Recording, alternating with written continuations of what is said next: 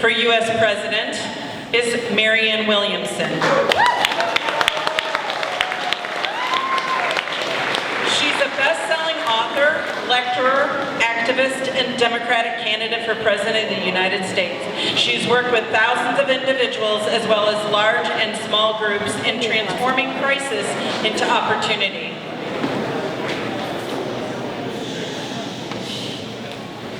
For 35 years, she's been helping people heal from problems in many ways have been created by an irresponsible political establishment. She has an up-close and personal understanding of the impact of bad policy and the average American's lives. Please give her a wonderful, warm welcome to the Cedar Corridor.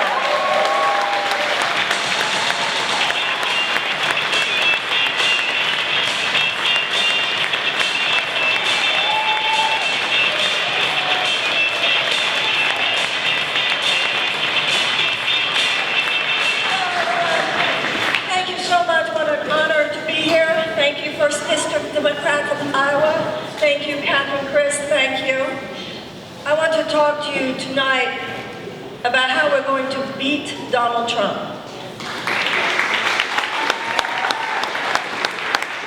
We're not going to beat him with a political argument. We're not going to beat him with an economic argument. I respect Tom Steyer and all of the things that he was saying. Tom said we're going to beat him with an economic argument. The economy will either be good or the economy will be bad. But even if the economy is good and it's even going to be harder, or even if the economy is bad, I don't believe we're going to beat him with an economic argument. I don't even think we're going to beat him with a rational argument. We're going to beat him with a moral argument. That is how we're going to beat him. Now I'm going to tell you what that argument is. But first of all, I want to tell you why it works. I want to refer you to a story in the Bible of David and Goliath. Now, David and Goliath is obviously a biblical tale, but there have been many secular, psychological books about the mythology of the story. Even the very well-known writer, Malcolm Gladwell, wrote a book about David and Goliath. In the story of David and Goliath, the greatest warriors of the Israelites were cowering, afraid. They were the greatest warriors that the nation of Israel had. And yet Goliath was a giant. And so the warriors were afraid about the battle that was going to be happening the next morning. Now David was not a warrior. David was a shepherd. David was a musician. David was an artist. David took care of people and sheep. And he was there to tend to the warriors. He was there to provide them food. And seeing how afraid all of the warriors were, he said, I'll do it. And they said, you'll do it? And he said, yes, send me. For those of you who know the great gospel tune, he said, yes, send me, I will do it. Now it's very interesting that King Saul, seeing that David was prepared to go into battle with Goliath, said, well, the least that I can do is give you my suit of armor. And David put it on for a moment, and then he took it off. And he said, if I'm going to do this, I have to do it my way. And we know what happened. We know that Goliath was laughing. We know that all the giants were laughing at the thought that David could defeat them. But we know that David had a slingshot. Now let's look at what David did with that slingshot. He hit Goliath in the one place where Goliath had no defense. And that is how we are going to defeat Donald Trump, in that one place where he has no defense. He has no conscience, he has no empathy, he has no ethics, he has no morals, and we're going to shoot him right in that place. And that is how we are going to do it.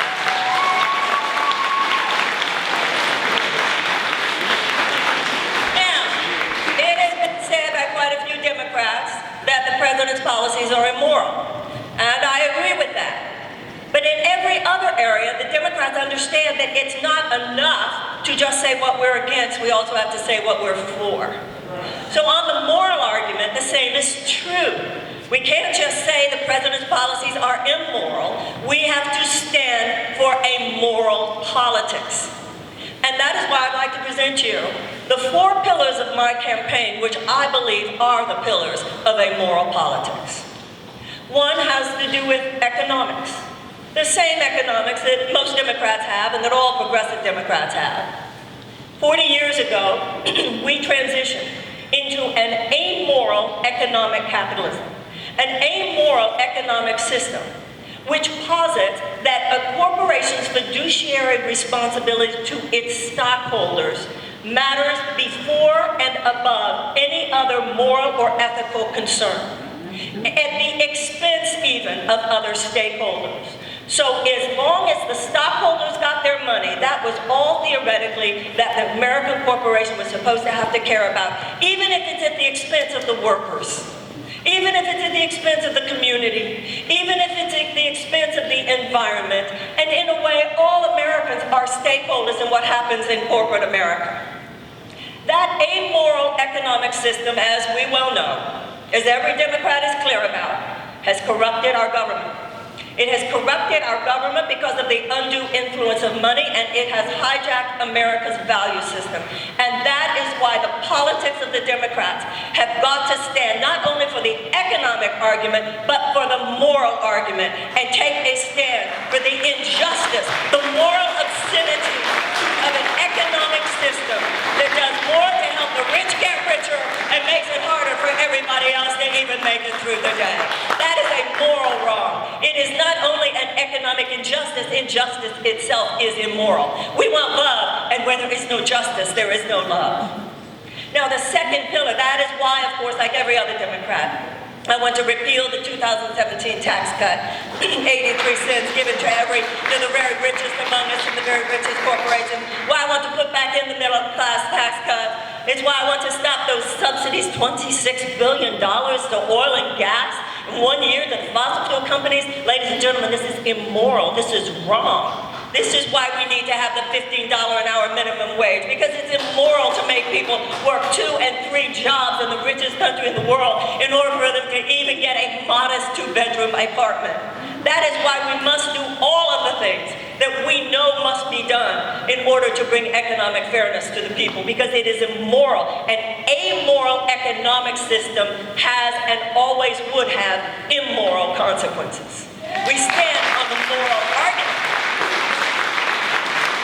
Secondly, we have to look at our own house, and we have to stand for some things that maybe Democrats aren't always used to standing for. And that has to do with what is happening to America's children. We have millions of American children, and yes, they are here in Iowa too, who are chronically traumatized.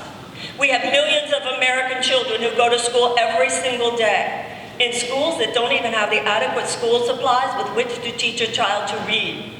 If a child cannot learn to read by the age of 8, the chances of high school graduation are drastically diminished.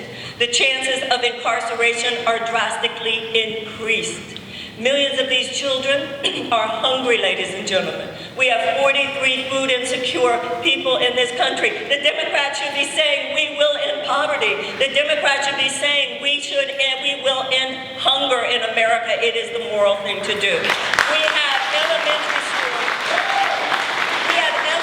school students in the United States who are going to classrooms every day and asking the teacher, do you have food for me to eat? We have millions of American children going to schools and classrooms so chronically traumatized by the violence in their homes and in their neighborhoods that psychologists tell us that they have a PTSD that is no less severe than the PTSD of a returning veteran from Afghanistan and Iraq. It's not enough that we say we don't like that you put children in cages. We have to say we will not allow either the children who are already here in this country to be chronically neglected the way we are. We stand up for America's children. It has nothing to be concerned.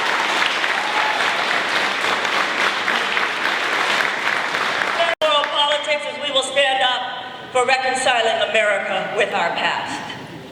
It is a principle of transformation, psychological, spiritual, moral. You cannot have the future that you want, whether you're a nation or an individual, unless you're willing to clean up the past. And that is why the Democratic Party should stand for more than race-based policies.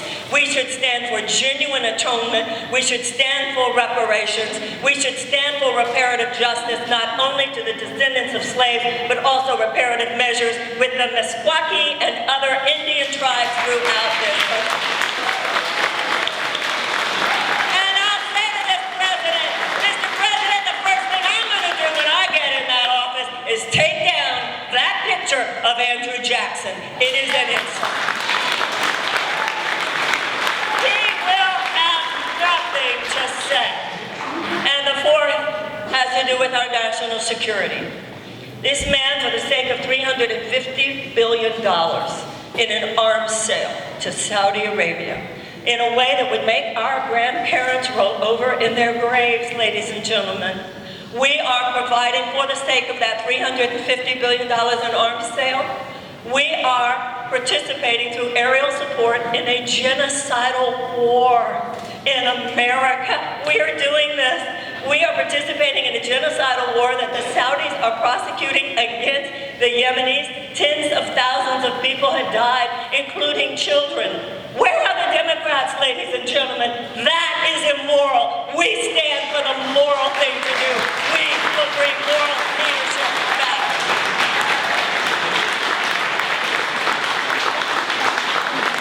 And that's how we're going to beat him, because on all those things he will have nothing he can say.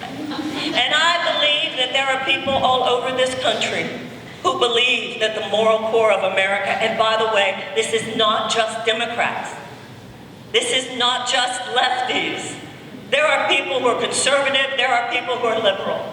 There are people from every group. We have to worry not only about the big supporters of Donald Trump. Donald Trump didn't win last time just because of the people who passionately supported him. He won also because of the people who did not vote and the people who voted for Jill Stein. If the president wins again, it will not be just because of the people so excited about Donald Trump. If he wins again, if he were to win again, it would be because of too many people not voting and too many people voted for a third party. Ladies and gentlemen, we must give people a reason to vote for us.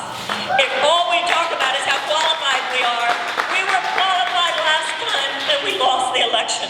We need to be real.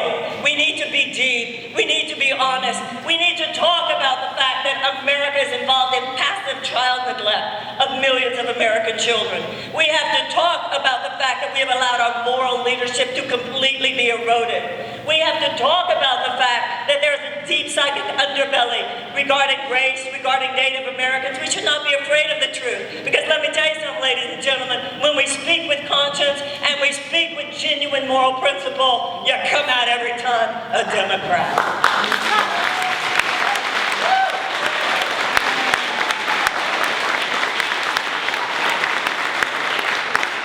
Traditionally in this country, the right side of the political spectrum has traditionally focused on issues of private morality, abortion, and so forth. But traditionally, the left side of the political spectrum spoke about issues of public morality. Tax injustice, economic injustice is a moral issue. War and peace is a moral issue. Environmental degradation, destroying our planet, what it's doing to the food, what it's doing to the topsoil, what it's doing to the farmers, what it's doing to future generations, this is a moral issue. International relations, this is a moral issue. Over the last 4 decades, however, the conversation in the Democratic Party, unlike the Democratic Party of my youth, has become so corporatized, so over-secularized, so much about external things, but not about values. And no, it's not enough to come in now and say, we're going to talk about values, we're going to talk about freedom, we're going to talk about values, we're going to talk about soul. No. You got to do more than talk about it. Trust me, I've had a 35-year career on this. You got to act on it. And once the Democratic Party does more than talking about it, because it seems to work in new focus groups, and instead puts forth some policies which has some moral spine, we'll do more than beat Donald Trump. We will win the soul of this country back. Thank you very much. Thank you.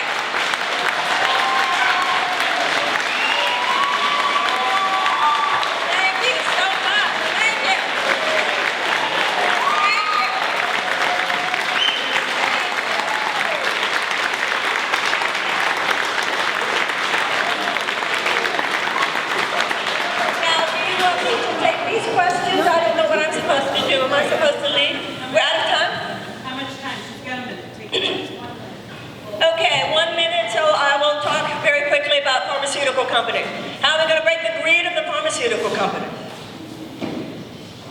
$184 million they spent last year on lobbying Congress.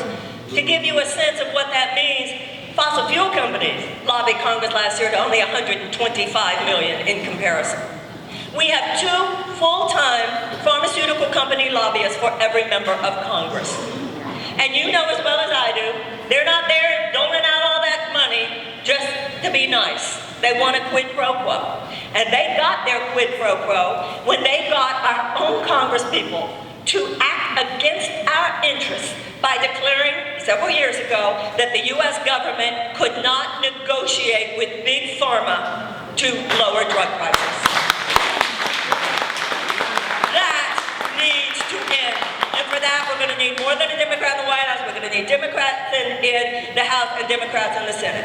In addition to that, we are going to get the Food and Drug Administration back for the people of the United States. 75% of all drug reviews come from Big Pharma. That is how we got the opioid crisis. Where the hell was the government when all that was going on? Where was all the regulatory oversight going on when big pharmaceutical executives knew what they were doing, over-manufacturing, over-prescribing, and over-marketing opioids? What was going on there? When I'm president of the United States, Boeing will not have an over-influence on the FAA, and oil and gas and chemical companies will not have influence at all on the EPA, and Big Pharma can stand in its own lane because the National Institute of Health and the Centers for Disease Control and the FDA will be working for the people and the people only.